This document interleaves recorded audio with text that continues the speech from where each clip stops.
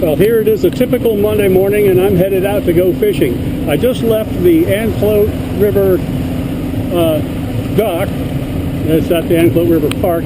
Probably don't know that name, but suffice it's one of the better places to launch my boat in this area. Where I'm going is out this way. You see those channel markers? I'm following those channel markers all the way, almost all the way across. This is the intracoastal waterway, and it's my favorite place to go fishing. And I'm going to take you along with me today. Hopefully I can actually show you that I catch stuff. I'm going to set a trap, a fish trap for bait. Then I'm going to go over to the end of that island over there, and I'm going to cast net for bait over there. I'm going to get bait from 2 different places. So let's see what happens.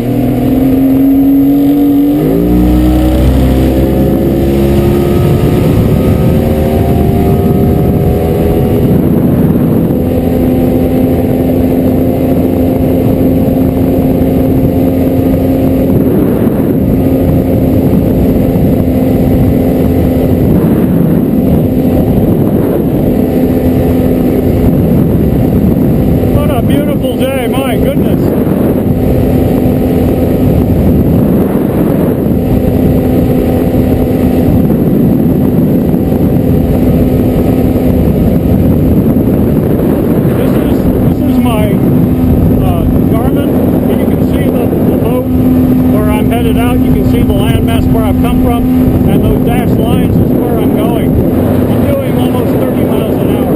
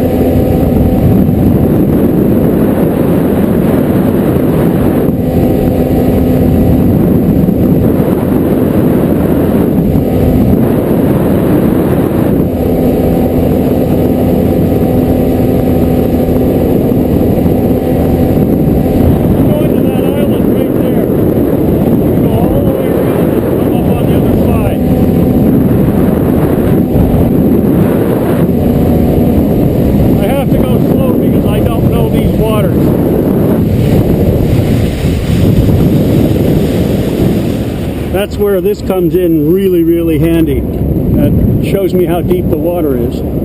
I can take this boat into about 1.5 feet of water.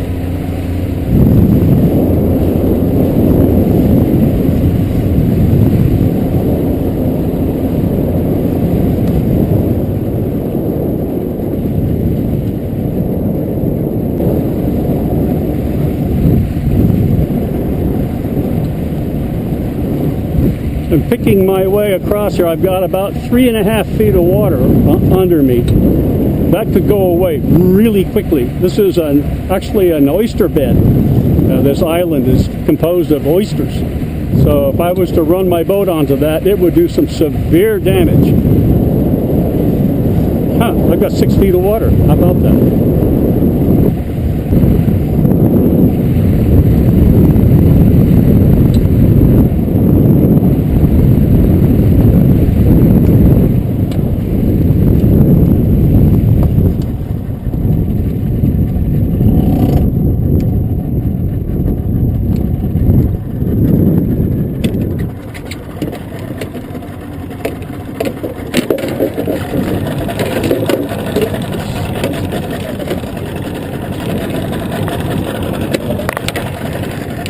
This is called an anchor pin. And I put this down to hold myself in place rather than deploying the regular anchor. That'll keep me from going anywhere.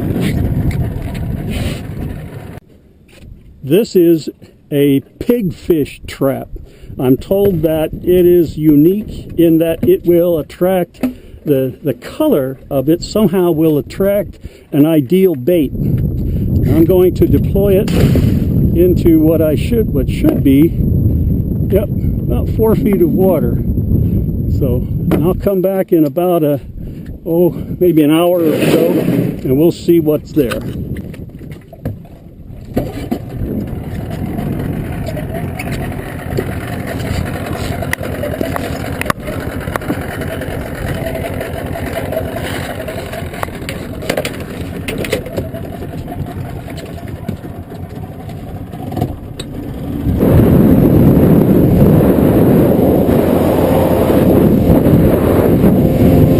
Check both ways. I just crossed the channel.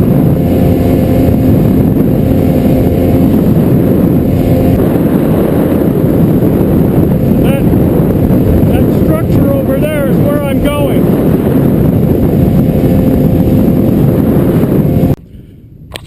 So I'm at the north end of what's called Anclote Key. That's what this is. This right here, this structure, is what I pointed to on the way over. It's called a chickee hut. It was constructed clandestinely, but it is permitted, so it can stay.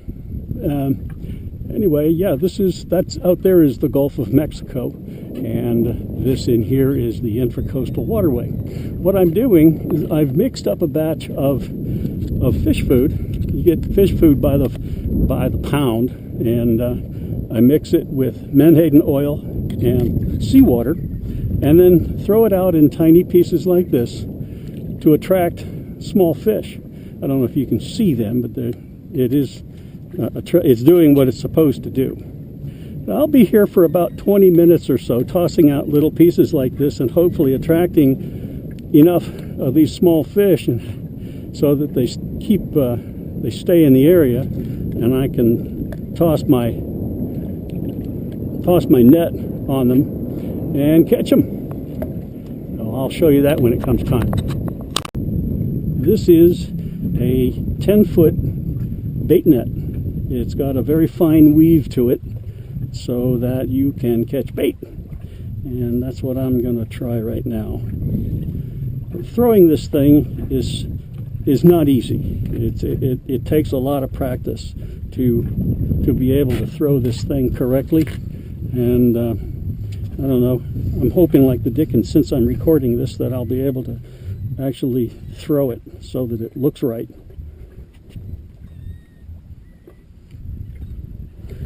So, see, there's a lot of net here. I've got to pull it out of this bucket and get myself set up.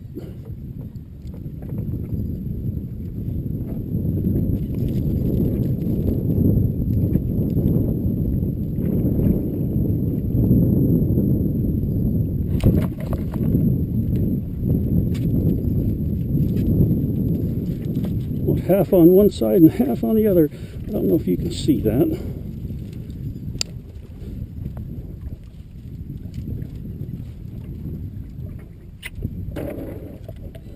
Throw a little more food out there.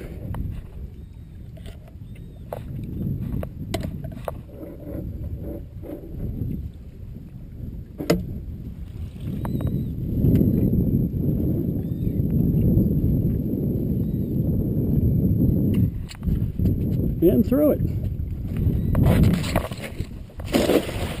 Not bad. Not perfect, but not bad.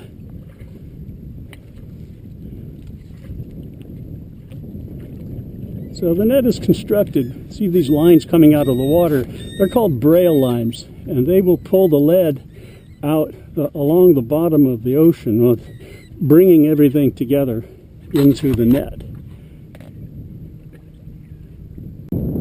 Can you see that? I wonder if you can. I caught me a pile of fish this time. Oh my. Wonderful.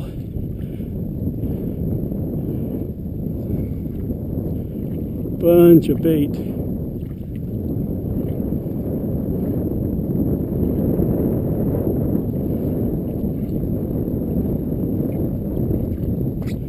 Look at that. Holy cow.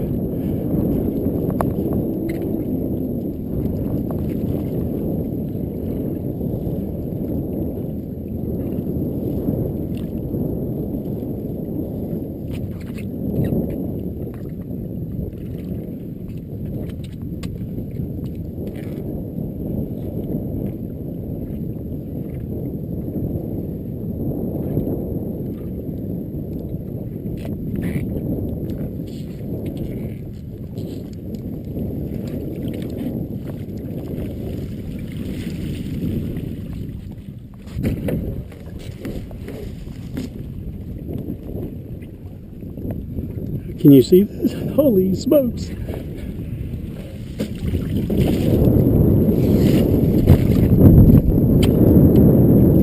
These fish are so small. See, they get caught in the net like a gill net. These are one of the most abundant species that I've seen. These are commonly used for bait. They don't fall in the weed.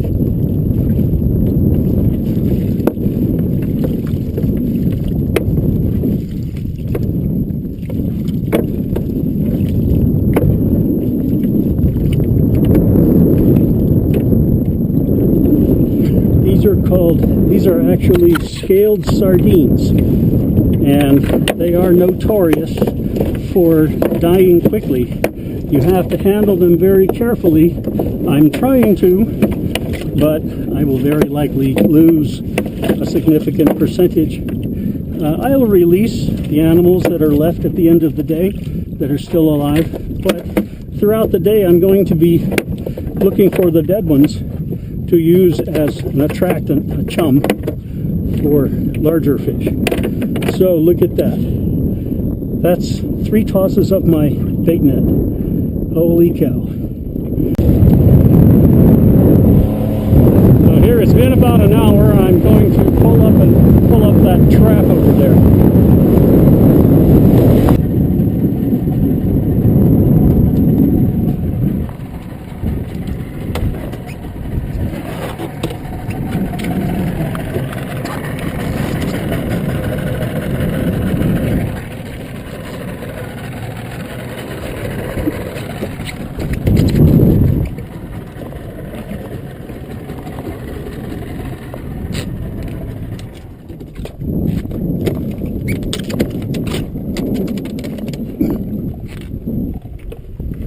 Pretty hard to do when you're by yourself.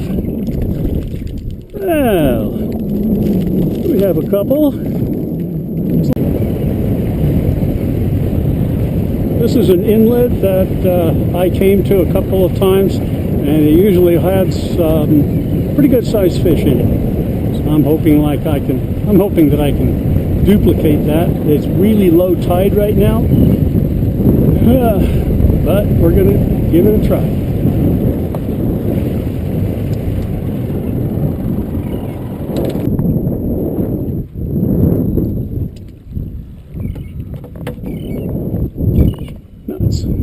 Oh my, see that right there?